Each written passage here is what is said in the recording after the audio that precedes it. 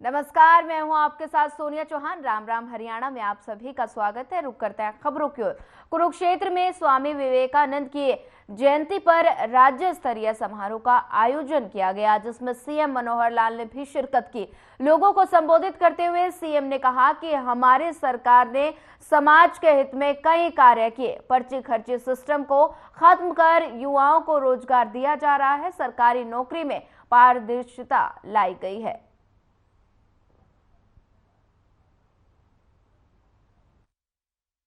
हमारे भारतीय जनता पार्टी के प्रदेश अध्यक्ष, युवा प्रदेश अध्यक्ष, युवा मोर्चा के नहीं है बल्कि पार्टी के युवा अध्यक्ष श्री नायब सिंह सैनी जी, हमारे मंत्री श्री संदीप सिंह जी, करनाल से हमारे सांसद भाई संजय भाटिया जी, थानेसर से हमारे विधायक भाई सुभाष सुधा जी, पार्टी के प्रदेश के सचिव श्री राहुल राणा जी, हमारे पार्टी के सभी महासचिव भाई मोहनलाल बड़ौली जी, श्री अर्चना गुप्ता जी, श्री सुरेंद्र पूनिया जी, भाई फणेंद्रनाथ शर्मा जी, उपस्थित सभी मेरी भाइयों और जो मंच पर बैठे हुए हमारे सभी प्रतिष्ठित नागरिकगण, अधिकारीगण और प्रदेश के कोने कोने से आए हुए मेरे युवा साथियों, वैसे तो प्रधानमंत्री जी के बोलने के बाद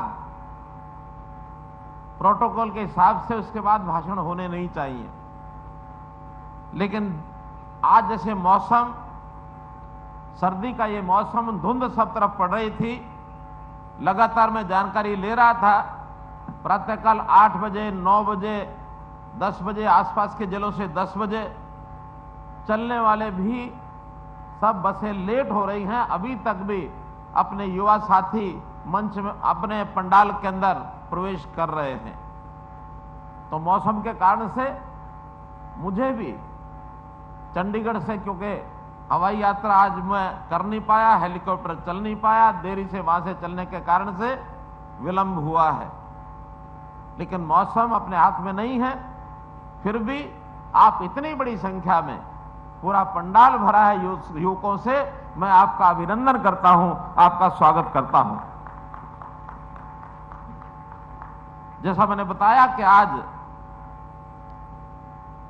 देश के एक युवा सन्यासी स्वामी विवेकानंद, उनका 161वां जन्मदिन है। 12 जनवरी सन 1863 में उनका जन्म हुआ था और वो युवा सन्यासी देश के युवाओं के लिए प्रेरणा बने। आखिर वो प्रेरणा बने, उनका प्रारंभ का नाम हम जानते हैं, नरेंद्र नाथ उनका नाम था। और क्या संयोग है, आज के हमारे देश के वर्तमान प्रधानमंत्री वो भी नरेंद्र मोदी हैं, और एक युवा सन्यासी 161 साल पहले जो इस भूमि पर आए थे, जिन्होंने इस देश की जनता को जागरूक ही नहीं किया, बल्कि भारतीय संस्कृति को, भारतीय परंपरा को विदेशों में ले जाकर के स्थापित किया, ऐसे स्वामी विवेकानंद, वो भी नरेंद्र नाथ थे। दोनों के अंदर एक सिमिलरिटी नाम की है।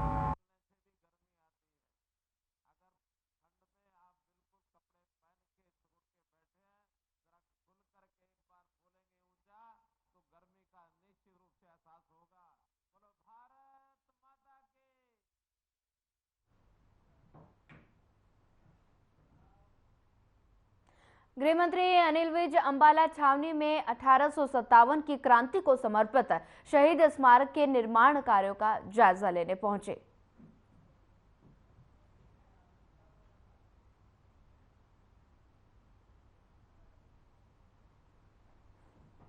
बता दें कि गृह मंत्री अनिल विज अंबाला छावनी में 1857 की क्रांति को समर्पित शहीद स्मारक निर्माण कार्यों का जायजा लेने पहुंचे।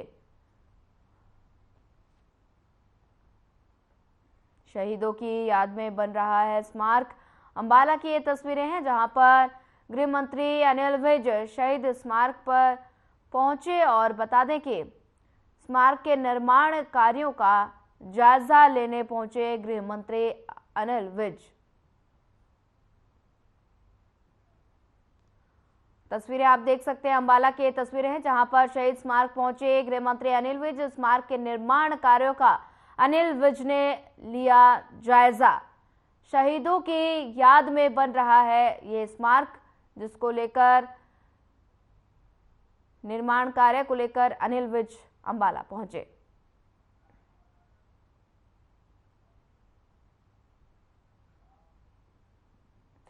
भारत के उपराष्ट्रपति जगदीप धनखड़ के निमंत्रण पर हरियाणा के हिसार से किसानों ने शुक्रवार को नए संसद भवन का भ्रमण किया और उपराष्ट्रपति से मुलाकात की। उपराष्ट्रपति ने पिछले महीने 26 दिसंबर को हिसार स्थित ICAR केंद्रीय बैंस अनुसंधान संस्थान का दौरा किया। तब धनखड़ ने वहां उपस्थित किसानों से मुलाकात की थी और उन्हें दिल्ली आकर नया संसद भवन देखने का आमंत्रित किया था।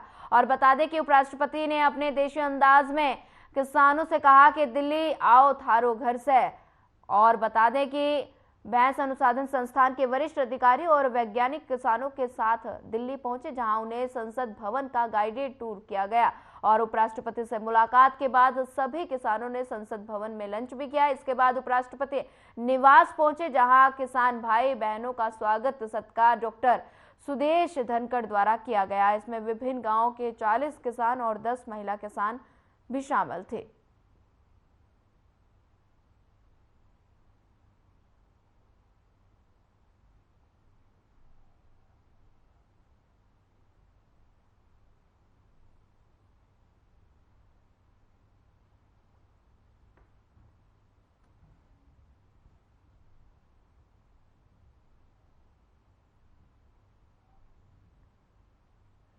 जेपी दलाल कृषि और पशुपालक मंत्री ने लोहारू हलके के चहड़ कला में विकसित भारत संकल्प यात्रा के समापन पर कार्यक्रम में शिरकत की और इस दौरान उन्होंने 3.12 करोड़ रुपए से बनने वाले सामुदायिक केंद्र का शिलान्यास किया। वहीं इस मौके पर कृषि मंत्री जेपी दलाल ने कहा कि लोगों में संतुष्टि है, उनकी अपनी सरकार उनके सपनों को पूरा कर रही है। कृषि मंत्री ने कांग्रेस पर निशाना साधते हुए कहा कि चुनाव का समय आ गया है, जनता के दरबार में जाएंगे। हम तो हर वक्त जनता के दरबार में रहते हैं। जनता जनार्दन को फैसला करना है कि वो किसे आशीर्वाद देंगे।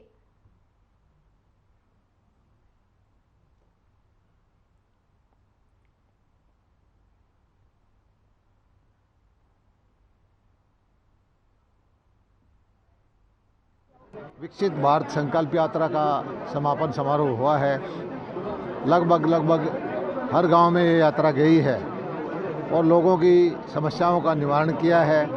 केंद्र सरकार की उपलब्धियां लोगों के सामने रखी है। लोगों में बड़ा खुशी का माहौल है और इस यात्रा के माध्यम से किसी को सिलेंडर मिले, किसी को बुढ़ापा पेंशन मिली, किसी के हेल्थ कार्ड बने, हर आदमी को कोई न कोई घर में बैठे लाभ मिला है।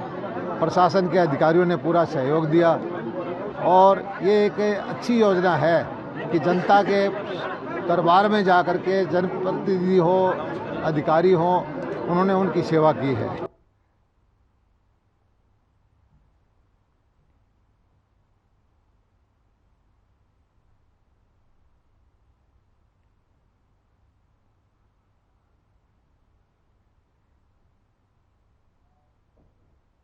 इंद्री हलके के गांव बूढ़नपुर के पास लग रही एथेनॉल फैक्ट्री में बिजली लाइन की सप्लाई को लेकर के पोल लगाए जाने को लेकर किसान और प्रशासन आमने सामने आ गए। किसानों ने इस लाइन का यहां पर लगाने का विरोध किया और किसानों की ओर से पुलिस प्रशासन की आपस में झड़प हो गई, जिसको लेकर पुलिस प्रशासन ने काफी किसानों को हिरासत में लेकर बिजली के पोल लगाने शुरू कर दिए। वहीं किसानों ने प्रशासन के खिलाफ नारेबाजी करते हुए प्रदर्शन किया। आपको बता दें कि इस फैक्ट्री में बिजली के सप्लाई को लेकर पहले भी विवाद हुआ था, कहीं पंचायत भी इस बारे में हुई थी, लेकिन समाधान नहीं हो पाया।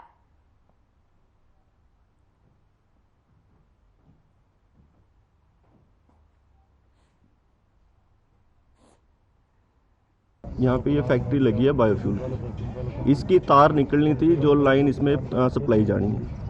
सप्लाई इनकी सबसे पहले तो बनी 500 ग्रिड से। उसका एस्टीमेट इनका बना कम से कम 50 लाख से ऊपर। मैडम ने जो इनके ओनर है फैक्ट्री के, उन्होंने उससे दे दिया जवाब, भाई ये तो मेरे को बहुत ज़्यादा कॉस्टली पड़ रहा है। उसके बाद इन्होंने ग्रिड ढूंढा रामगढ़ गाँव में। उसके बाद इन्होंने सामने किसानों की ज़मीन दिखी और उसमें से स्ट्रेट बिल्कुल सीधी लाइन निकाल दी, जिसमें से कम ये रकबा आप ये लगा के चलो कि 10-15 एकड़ का खराब रकबा जो स्टेट लाइन में भी होना है। उसके बाद इन्होंने क्या बनाया, जब वो स्टेट लाइन ये 3-4 बार करने आए, वहाँ से उन्होंने निकलने नहीं दी उन जिम्मेदारों ने। इन्होंने क्या सोचा कि जो से छोटे जिम्मेदार हैं, जिनके कोई 1 किले का मालिक है, कोई 1.5 किले का मालिक है, भी वो इस चीज़ से अनजान रहेंगे। इन्होंने वो 10 किले की लाइन कम से कम वो 20 एकड़ में से करके ऊपर से घुमा दी गाँव के। जहाँ 10 जिम्मेदारों का गढ़ कटना था, वहाँ 20 का कटने लग रहा है आज की डेट में। और इन्होंने जानबूझ के ये चीज़ सोची, अभी इधर ये छोटे जिम्मेदार है, कोई 1.5 किले का मालिक है, कोई आधे किले का मालिक है, क्या उसकी ज़मीन नहीं है? जिसका मुरब्बा है मतलब उसकी ज़मीन ज़्यादा वैल्यूएबल है, जिसका 1-आधा किला है उसकी ज़मीन की कोई वैल्यू नहीं है। देखिए जी, मामला तो कुछ नहीं है यहाँ पर। जो यह फैक्ट्री मालक है और प्रशासन का डुलमुल रवैया है ना, मामला ज़्यादा गड़बड़ कर दिया। पिछले 4-5 महीने में 3-4 इसके एस्टिमेट बन लिए। कभी किसी खेत में न घुमा कर लियावा, कभी किसी में न घुमा कर लियावा। और सीधा रास्ता इसका सड़कों सड़क क्यों नहीं लेकर आंदे? भूटान खेड़ी पावर हॉस्पिटल लाना नहीं, यहाँ से 1.5 किलोमीटर लेगा जो बुढ़नपुर के सामने मेट्रो लाना अड्डे पर। मेट्रो लाने पे तो सीधे आवा सड़कों सड़क फैक्ट्रियों में भी आवा, पोल्ट्री फार्मों में भी आ रही, सैलरों में भी आ रही। इस फैक्ट्री मारने में क्या दिक्कत है? जो फैक्ट्री मालक ने आवाज जबरदस्ती कर रही भाई किसानों खेतों में लिया। पिछले 3-4 महीने थे 3-4 एस्टिमेट बन लिए ना, आज तक वो एस्टिमेट किसी साथी ने दिखाया। और आज भी कुछ किसान साथियों ने अपनी सहमति जता दी थी भाई हम खंबे गड़वा लेंगे। उसमें हम भी ये निकालना चाहते भाई जिसने सहमति है गड़वा लो, कोई दिक्कत नहीं है। जिस साथी ने अपना नुकसान दिख रहा है नहीं गड़वाना चाहते, जबरदस्ती हम भी नहीं करने देंगे। मौके के जो सरपंच है उन्होंने भी कहा भाई जो DC साहब ना आदेश दिए, जो एस्टिमेट बन रहा है उस एस्टिमेट पर लाइन पर सीधी ले जाओ।